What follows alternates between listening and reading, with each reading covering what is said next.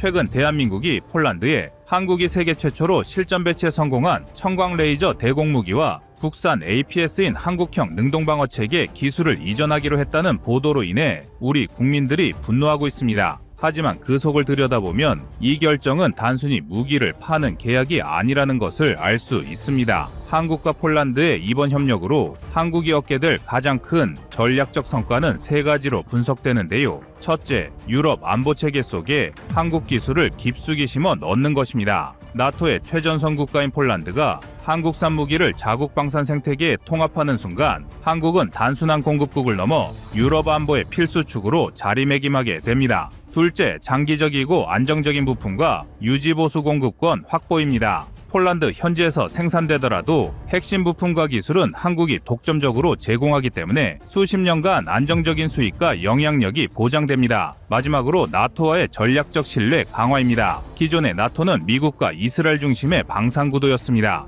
하지만 이번 계기를 통해 한국이 새로운 대안으로 떠오르며 글로벌 방산 리더십을 확립할 수 있는 길이 열린 것입니다. 즉, 폴란드와 한국이 첨단 무기 기술을 공유하며 현지 생산을 추진한다는 의미는 폴란드 방산 산업을 현대화할 뿐 아니라 한국 기업이 유럽 시장에 장기적으로 뿌리내릴 기회를 제공하는 것입니다. 이를 방증하듯 해외 주요 매체의 분석은 이번 협력이 단순한 무기 계약을 넘어 산업 생태계와 전략 질서를 바꾸는 사건임을 보여준다고 분석하고 있습니다.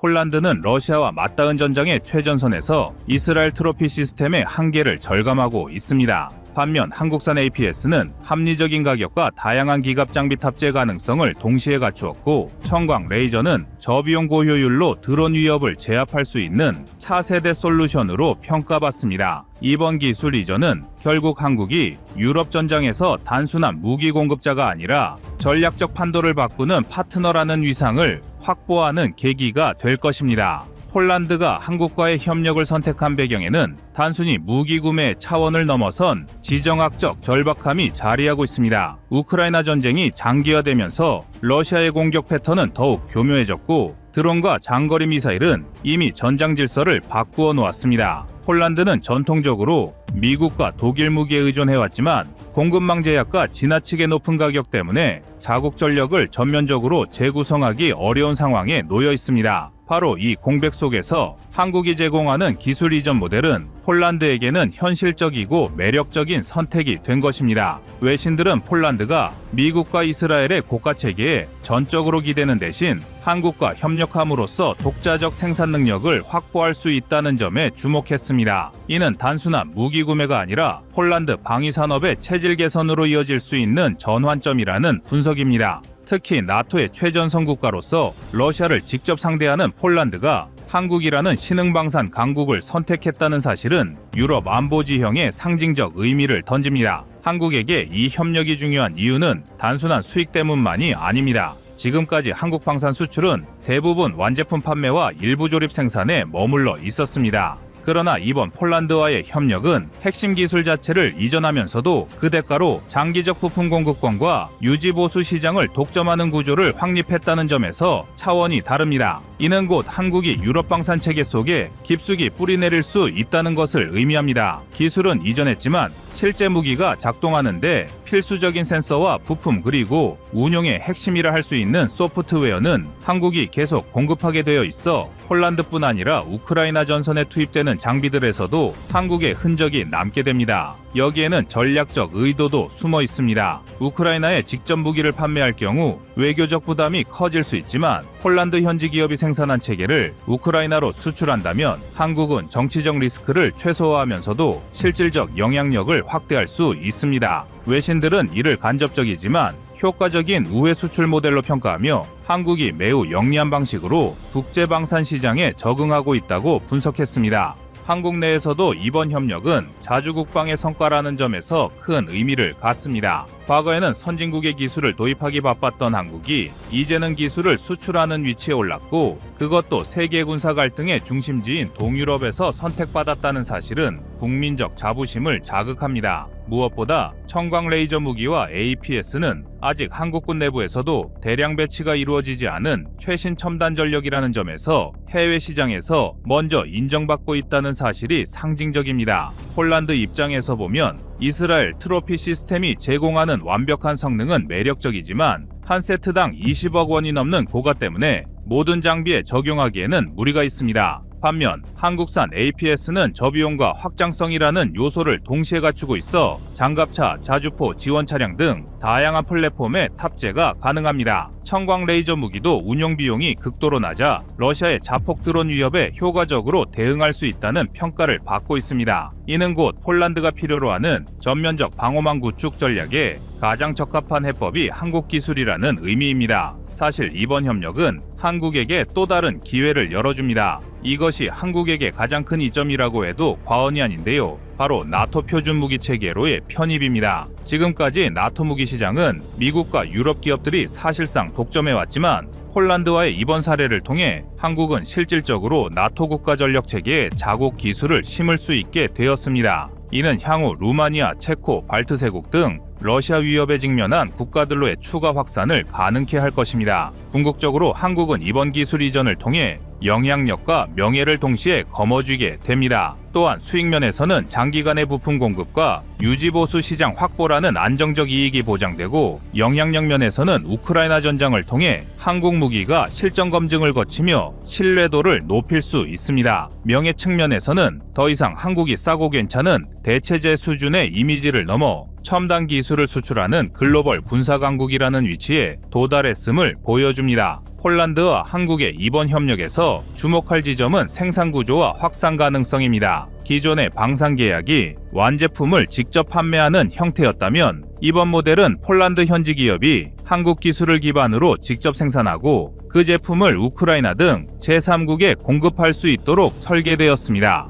이는 한국이 외교적 부담 없이 실질적인 시장 점유율 확대를 꾀할 수 있는 매우 효율적인 방식입니다. 현지 언론은 이를 두고 폴란드가 한국과 손잡음으로써 무기 산업의 자립도를 확보하고 동시에 한국은 유럽 안보 체계에 뿌리 내린다고 평가했습니다. 특히 청광 레이저 무기는 유럽에서 전략적 의미가 큽니다. 미국, 이스라엘, 러시아, 중국 등 소수 국가만이 실전 배치를 시작한 분야이기 때문에 폴란드가 한국과 손을 잡는다는 것은 곧 첨단 무기 분야에서 한국의 기술력을 공인하는 것이 됩니다. 20kW급 청광은 드론 요격에 최적화된 체계로 러시아군이 대량 투입하는 자폭 드론이나 군집 드론을 저비용으로 막을 수 있습니다. 특히 컨테이너형과 차량형 배치가 가능하다는 점에서 폴란드가 국경 방어뿐 아니라 우크라이나 전선에 신속히 배치할 수 있는 장점이 있습니다. 이러한 이동성과 확장성은 기존의 고정형 방공망으로는 대처할 수 없는 위협에 효과적으로 대응하게 합니다.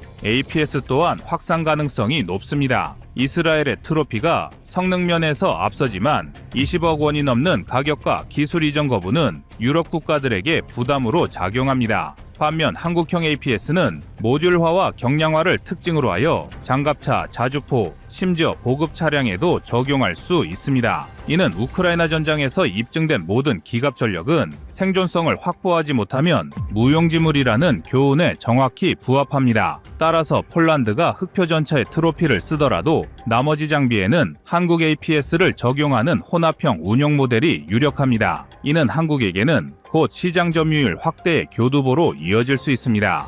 여기에 현지 방산업체 PCO와의 협력도 의미가 큽니다. PCO는 기존의 광학 장비와 야시 장비를 생산해 왔는데 이번 기술 이전으로 새로운 무기 체계 분야까지 진출하게 됩니다. 이는 곧 한국이 단순히 무기를 수출하는 것이 아니라 폴란드 방산 생태계 자체를 업그레이드하는 파트너로 인식된다는 것을 의미합니다. 이러한 인식은 장기적으로 다른 유럽 국가들이 한국과의 협력을 모색하도록 자극할 것입니다. 또 하나 중요한 점은 실전 검증입니다. 한국군은 아직 APS와 레이저 무기를 대규모로 전력화하지 못했지만 폴란드와의 협력으로 우크라이나 전선에서 빠르게 실전 경험을 축적할 수 있습니다. 이는 한국군이 직접 비용을 들이지 않고도 최신 전력의 운용 데이터를 확보할 수 있는 기회가 됩니다. 즉 한국은 외부 전장에서 기술을 시험하고 발전시킬 수 있는 우회적 실험장을 얻게 되는 셈입니다. 이러한 이유들 때문에 한국이 폴란드의 청광 레이저, 대공무기와 APS 기술을 이전하는 결정은 단순한 방산 수출 이상의 국가전략적 도약이라고 전문가들은 분석하고 있습니다. 이번 협력을 통해 한국은 글로벌 무기 표준을 선도할 수 있는 기회를 확보했기 때문인데요. 기존에 미국과 이스라엘이 독점하던 첨단 무기 기술 분야에서 한국은 실제 배치와 실전 데이터를 확보하며 향후 국제 무기 규격을 설정하는 과정에 목소리를 낼 수 있게 된 것입니다. 또한 폴란드와의 긴밀한 기술 협력은 한국이 나토 기술 협력의 새로운 축으로 편입되는 효과를 낳습니다. 이는 단순히 무기를 파는 관계를 넘어 한국이 서방 동맹의 기술 네트워크 속에서 지속적으로 영향력을 행사할 수 있는 기반이 됩니다. 무엇보다 이번 모델은 한국이 앞으로 다른 국가와 방산 협력을 추진할 때 기술 이전을 매개로 한 신뢰 구축 방식을 정립하는 선례가 됩니다. 결과적으로 한국은 유럽 전선에서 신뢰받는 동반자이자 국제방산 시장에서 규칙을 만들어가는 주도국으로 나아갈 수 있는 발판을 마련한 것입니다.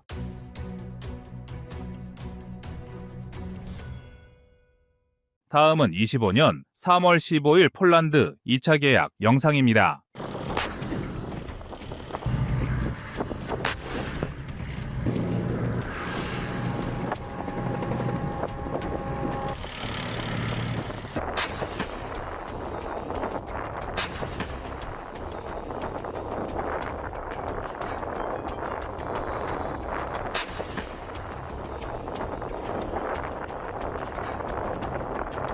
트럼프의 압박으로 시작된 유럽의 재무장. 그런데 중무장에 나서는 이유가 한국 방산에는 위기를 불러올 것이란 전망이 계속해서 제기되고 있습니다. 이전부터 안보 무임승차론을 주장해온 트럼프는 나토 국가들이 돈을 내지 않으면 그들을 방어하지 않겠다고 말하고 있으며 최근에는 유럽이 국내 총생산의 2% 이상을 방위비로 쓰지 않으면 미국은 나토에서 탈퇴하겠다는 충격 발언까지 남겼습니다. 워낙 강경하게 나오는 트럼프 탓에 유럽은 이유를 중심으로 군비 증강을 시도하고 있는데 유럽이 방위비를 올리고 재무장을 하면 할수록 한국 방산이 비집고 들어갈 틈이 없다는 것이 위기론의 시발점입니다. 그도 그럴 것이 한국 방산의 대규모 유럽 진출은 러시아 우크라이나 전쟁으로 촉발된 유럽의 안보 위기가 깔려 있었습니다. 동유럽과 북유럽은 러시아와 인접하여 푸틴의 군사적 위협이 두려우나 독일, 프랑스, 영국 등 기존의 방산 강국들이 가진 생산 역량으론 막대한 수요를 따라잡을 수 없어 한국에도 수많은 기회가 찾아왔던 것인데요. 하지만 유럽이 재무장을 선언하며 독일 등의 방산 강국이 생산 역량을 높이고 경쟁력을 끌어올린다면 그만큼 한국의 입지가 좁아질 것이란 우려가 제기되고 있습니다. 게다가 며칠 전 이유는 총 8천억 유로, 하나 약 1258조 원 규모의 자본을 동원한 유럽 재무장 계획을 발표하면서 유럽산 우선 구매 정책을 제시하였습니다. 8천억 유로 중 1,500억 유로는 EU 예산으로 지원될 예정이며 나머지 6,500억 유로는 각국에서 마련하는 방식으로 군비 증강이 진행될 전망인데요. 이러한 예산은 유럽산 무기에 우선 투입되기 때문에 그만큼 유럽의 방위 산업체는 많은 이익을 얻을 수 있지만 반대로 한국의 시장 점유율은 줄어들 수 있습니다. 그런데 이러한 유럽의 재무장 흐름 속에서 폴란드가 의외의 선택을 하여 파장을 일으켰습니다. EU를 중심으로 다수의 유럽 국가들이 일종의 카르텔을 형성하는 와중에도 폴란드는 62억 달러 규모의 K2 추가 도입을 사실상 확정지었는데요. 폴란드 현지 매체 등의 보도에 따르면 2025년 4월까지 한화로 약 9조 원에 달하는 180대의 K2 전차가 추가로 계약을 체결할 예정입니다. 그리고 이러한 폴란드의 행보는 오히려 한국 방산의 위기설을 정면으로 반박할 수 있는 중요한 사건입니다. 폴란드가 180대의 K2 전차를 추가로 구매하는 것은 단순히 지난해 체결하지 못하고 지연되었던 계약이 이제야 진행되는 것을 넘어 유럽 안보에 중요한 메시지를 던지고 있는데요. 그래서 준비했습니다. 오늘은 폴란드의 K2 2차 계약 소식을 통해 유럽의 재무장이 오히려 한국 방산에게 기회인 이유를 알려드리겠습니다.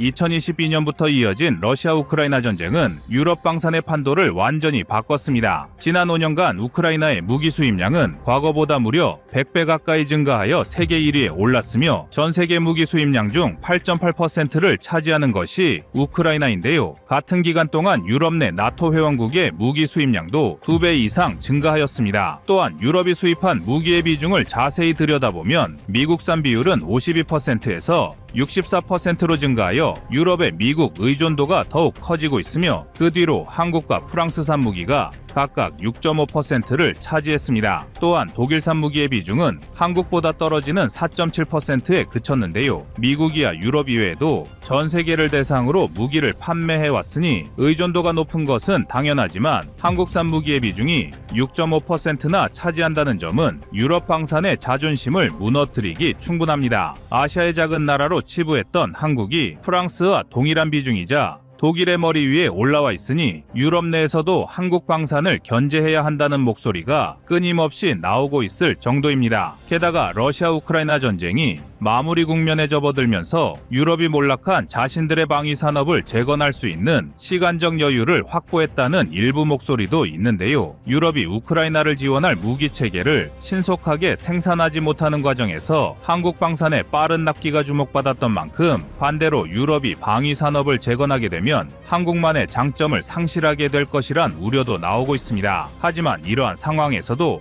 폴란드는 180대 K2 전차를 추가로 도입하며 한국 방산의 위기설을 잠재우고 있습니다. 한 가지 흥미로운 사실은 그동안 폴란드가 원했던 K2PL의 물량이 상당수 감소하고 1차 계약에서 도입했던 K2GF 물량이 크게 늘어났다는 점인데요. K2PL은 폴란드군의 요구사항을 반영하여 하드킬 능동 방어 장치와 드론 방어 장치 등을 탑재하고 폴란드 현지 기업에서 라이선스 생산 방식으로 제작, 납품될 전차였습니다. 하지만 문제는 K2PL을 생산하는 폴란드 업체가 비싼 가격을 제시하면서 폴란드군과의 협상이 지연되는 상황이 발생하였습니다. 하지만 계속해서 계약이 지연되면 폴란드는 그만큼 군의 전력 강화도 늦어지게 되며 양산 속도도 한국을 따라가지 못하기 때문에 가격과 군수 지원 등을 고려하여 일부 물량은 1차 계약과 동일한 K2GF를 구매하려 하는 것인데요. 폴란드가 이처럼 추가적인 전차 도입의 속도를 높이려는 이유는 오히려 러시아 우크라이나 전쟁이 끝나가기 때문입니다. 일부에선 러시아 우크라이나 전쟁이 끝나면 상대적으로 이전보다 유럽의 무기 소요가 줄어들 것이고 한국 방산의 수출도 줄어들 수 있다고 우려하지만 정작 동유럽에 위치한 나라들은 전력 강화에 더욱 속도를 높이려 하고 있습니다. 우크라이나가 러시아군과 전투를 벌이고 있을 때는 유럽과 러시아의 완충지대 역할을 해줄 수 있지만 우크라이나가 이대로 패전을 당하게 되면 이러한 완충지대조차도 할 수 없게 된다는 위기감이 점차 높아지고 있는 것입니다. 그러니 폴란드의 입장에서도 현지 업체와의 협상을 이어나가면서 K2PL을 막연히 기다리는 것보다는 일부 물량을 조절하더라도